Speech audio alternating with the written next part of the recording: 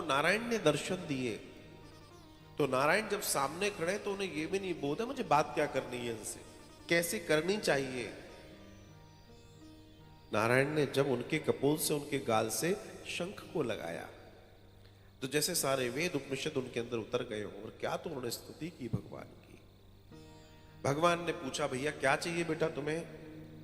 सबसे ऊंचा सिंहासन चाहिए। फिर भगवान ने पूछा बेटा और एक बार सोच लो क्या चाहिए? सबसे ऊंचा सिंहासन चाहिए। भगवान ने तीसरी बार पूछा लाला बता। बोला कुछ नहीं, जो बोला है वही चाहिए, सबसे ऊंचा सिंहासन चाहिए। भगवान ने कहा कि ठीक है तथास्तु। और जो लोक दिया वो सबसे ऊंचा सुंदर लोक दिया जिसको हम ध्रुवलोक कहते हैं। हालांकि नरसिंह पुराण में एक दर्शन आता है, नरसिंह पुराण में दर्शन आता है एक बार नारद जी गए ध्रुवलोक और नारद जी ध्रुवलोक जब गए तो ध्रुव जी से जब मिलने पहुंचे तो देखा ध्रुव जी विलाप कर रहे हैं, रो रहे हैं।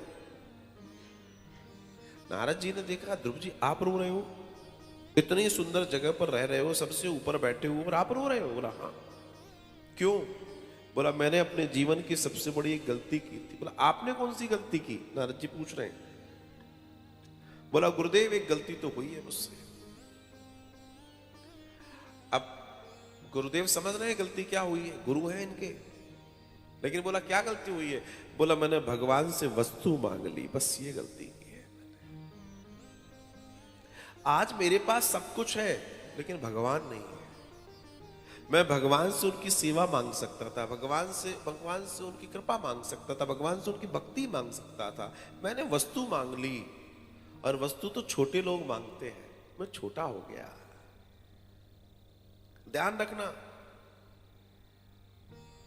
वस्तुएं वास्तव में छोटे लोग मांगते हैं क्योंकि बड़ी सोच नहीं होगी तो छोटी मोटी चीजें मांगेंगे हम।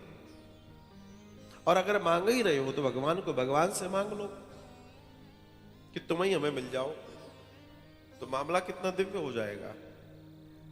हम उससे वस्तुएं मांग रहे हैं जिसको खुद मांगा जा सकता है। ध्रुव जी का यह प्रसंग बड़ा दिव्य है।